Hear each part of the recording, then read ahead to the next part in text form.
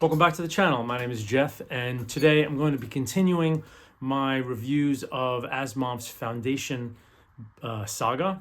About a week or so ago, I did the first book, Foundation, and I just finished Foundation and Empire, which is book 2 in the Foundation series. Well, if you go chronologically, you've got Prelude to Foundation and Forward to Foundation, and then 3 other sci-fi writers wrote a prequel trilogy about that took place before Foundation, and it was Gregory Benford who wrote Foundation's Fear. Then you had Greg Bear who wrote Foundation and Chaos, and then David Brin, I think, follows it up, finishes it with Foundation's Triumph. So there's really a 5-book prequel series before you even get to Foundation. Although I think Foundation's Triumph may split time periods. I haven't read the 3. I'm thinking about maybe reading them as I'm doing this series. They're a lot longer than Isaac's, and they're a little denser, so I'm not sure if I'll get to them, but I may. So anyway, back to Foundation and Empire. Like Foundation, it's a fix-up novel. Basically, I don't even know if you call it a fix-up novel, but it's 2 novellas. And the novellas are called, I should have this to hand, shouldn't I? The General is the first novella, which is about 100 pages, and then The Mule is the second novella, which is about 170 pages. So the first novella is not that interesting.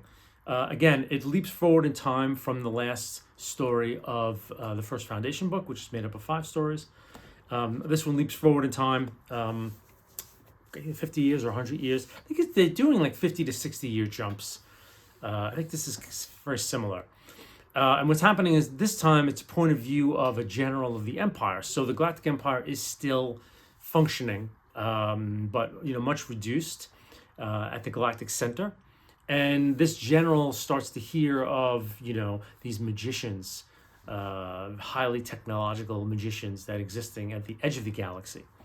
And so he makes his way out towards the edge of the galaxy, and his name is Bel Rios, and he winds up discovering the Foundation and requests from the Emperor ships to conquer them. And so you have this, plot. It's pretty boring, actually. It's kind of a very stock plot. It's whether will the general conquer the Foundation and how will he do it? And then there are a group of Foundation characters who are also making their way inwards towards the Galactic Empire to try to get him called off, so to speak. And so the idea, and Asimov's always playing with ideas. In every one of these novellas, there's a main theme, right? So in the first Foundation book, the first story was the establishment of it. The second book was the flip from being a knowledge repository to being a power controller, but not by force, but by trading and technology. The third book was creating a priesthood around this technology for control. The fourth book was then kind of beginning to switch that from priesthood control to trading. So, almost the colonization of less technological planets and getting them hooked on goods from the Foundation. And then in the 5th story, it's how control might be enacted. There's a rebellion. One of these planets' kingdoms wants to attack the Foundation, and they blockade it, which shuts it down. So, even though the individual stories themselves might not be super interesting, the ideas are, and there's an idea behind each one. So the idea behind this one, Asimov gets at is, and this is, again, it's psychohistory versus what's happening, right? So this general definitely has the power and the ships and the might and everything to destroy the Foundation. And the idea that Asimov comes up with at the end, it's one of the psychohistorical rules is that at this point in time, the Foundation can be destroyed only if you had a strong general and a strong emperor. That was kind of the idea. And I'm sure this goes back to the Roman Empire, the decline of the Roman Empire. I mean, I don't know much about it, but I'm sure Asimov gets this from that. It just seems too apropos, right? When the empire was crumbling and who was taking control, all the Caesars. But so it plays out. I won't spoil the ending, but, obviously, if you had a strong emperor and a weak general, the general itself wouldn't find the foundation. If you had a strong general and a weak emperor, the emperor would be frightened of the general and would want to make sure that the general did not succeed as he was getting popular and more successful, right? If you had a weak emperor and a weak general, they wouldn't find the foundation, and there would be no cause for the emperor to kind of knock the general down. And if you had a strong emperor and a strong general, the strong general would discover the foundation, and the strong emperor would not be threatened by this and would allow this general to conquer the empire. So that's kind of the ideas behind that story. It wasn't that great of a story. As usual, characters, kind of very forgettable. And as is the case with most of this series, at least until we get to the later books, Foundation's Edge and Foundation and Earth, it's kind of a big mystery. It's the thing with Asimov's mysteries, which are kind of frustrating, is that Asimov's the kind of mystery writer that reveals everything at the end, and he doesn't give you a lot to work out as you're doing it. I mean, you're kind of going through the story, and you are wondering like how they're going to get out of this, or what is the solution to this, right? So there is part of that, but it's like the actions that the characters are taking don't really, over time, reveal more and more hints at how this is going to work out. You're reading along and you're just like, man, how is this going to happen? What's going to happen? And when he flips the cards at the end of the story, it's always something you've never considered. So there's an odd charm in that. Asimov is kind of like, I think he, in a weird way, he likes to be the smartest guy in the room. That's kind of how he writes, because his main characters, I think, are analogs of himself.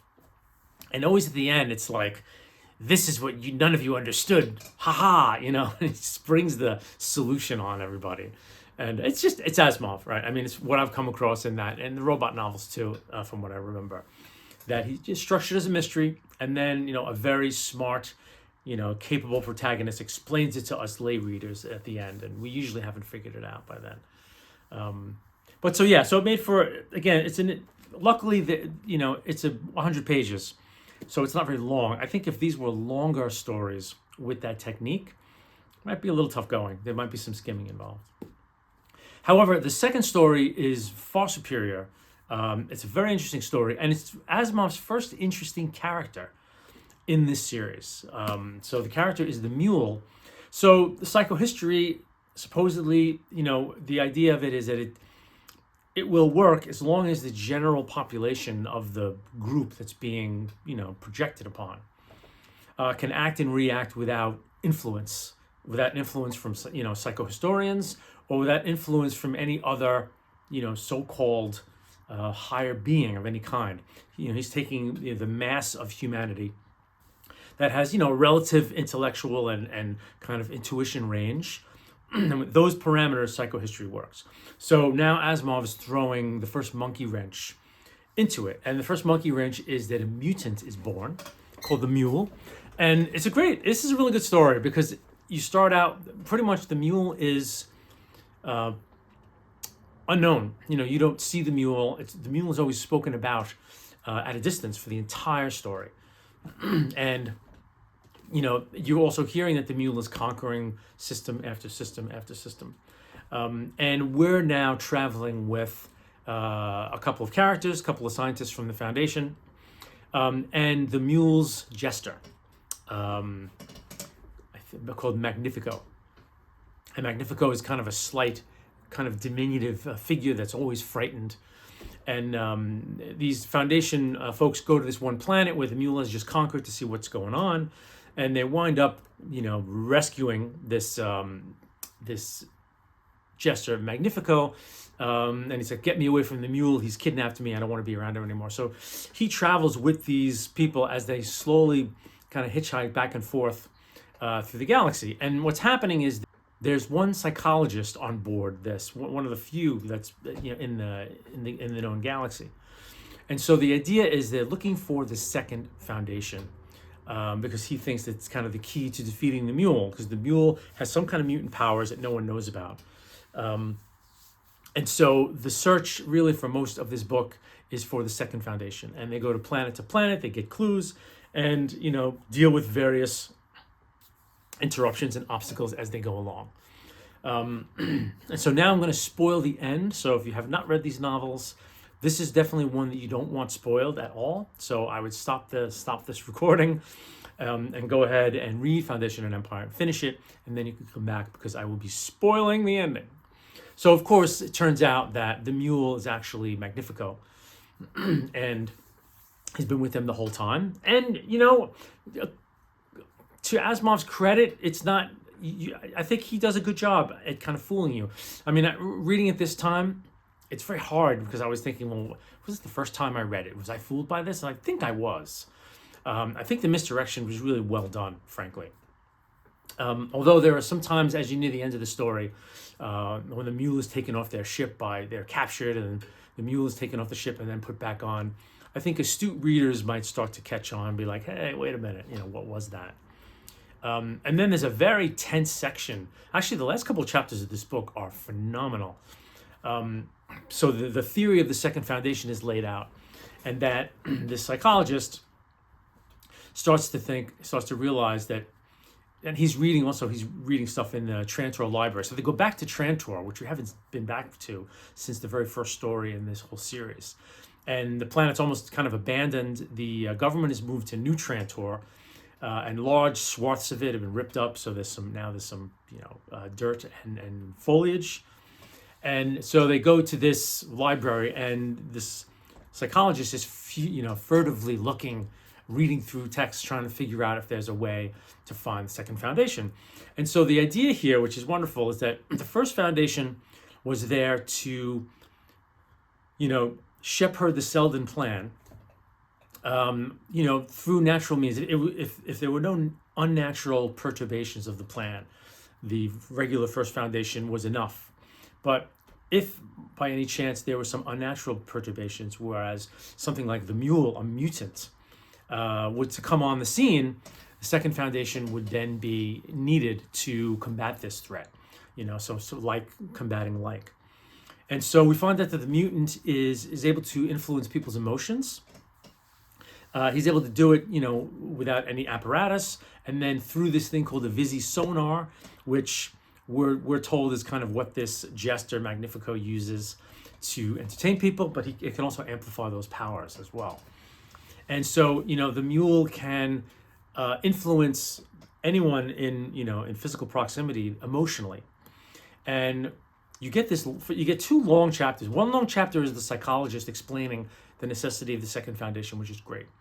And then finally, when the psychologist is about to reveal the location of the Second Foundation, someone else in his team figures it out at the last second and kills him. And at that moment, Magnifico is revealed as the mule. And then the whole next chapter is this story of the mule, the history of this character, kind of the first, good characterization that Asimov has done. And it's really great. I mean, he was born with this ability to manipulate the emotions in others. And he can kind of tune you to where he wants you and then fix it permanently. So, he can kind of fix it to where you have emotional kind of fealty to him. And you might even know it intellectually, right? Well, you might even, the mule was able to, influence me, and I cannot feel another way towards the mule. It's just the way I am. And one of these characters who was in, I think, Han Pritchard, who was in the last story, is influenced by the mule, and he's winds up explaining to them kind of how it's done. And then the mule explains the whole deal. And the cool thing is the downfall of the mule is that there's a woman in this group, and the mule realizes that of all the women, obviously because he's heterosexual, but of all the women he's ever encountered, he's always manipulating people into liking him. That's his defense mechanism. But this woman liked him without being manipulated. And so he didn't want to mess with her or influence her in any way. And she's the one who puts together who he is. So it's a wonderful little catch-22 that he screwed himself, where because he was so lonely and bereft of honest human affection, that he doesn't mess with her emotional set, and she's then free to intuit his plan, which was great. So it's really like the first real home run of all of the first two books. The second half of this book is really the first home run that he has. Very interesting, and it bodes well because the whole third book really is about the mule's search for the Second Foundation and how that conflict's going to play out. So looking forward to rereading that very soon. But yeah, definitely a mixed bag. I mean, half and half. The first one, when you get to the idea, which was really kind of pushing the plot at the end, it's kind of a, it's a trick card that Asimov pulls, and you're like, oh, okay, the general is called back right before he can conquer the Foundation, and I think he's killed. So the Foundation is safe because the weak Emperor is afraid of the strong general. So, okay, did I need 100 pages for that? Not really. But the second story more than makes up for it. Brand new character, brand new things happening. And then the reveal of the second Foundation, who's going to play a part in the third and final novel. So, mixed bag. But, still a solid read. Like, I'm finding myself still like, it's a testament to Asimov that the ideas that he's putting in here are powerful enough where even when I'm in a story where I'm like, all right, this is kind of lame, I know he's going to say something at the end that I didn't realize, so okay, I'll keep reading. That it's not long enough, you know what I mean, until you get there and you get the idea. But the second half of this book is probably the best story so far in the series. So I'm gonna continue on, hopefully with the series. I'll start Second Foundation soon and report back with a reread review. Hope you enjoyed the show. Thanks for watching.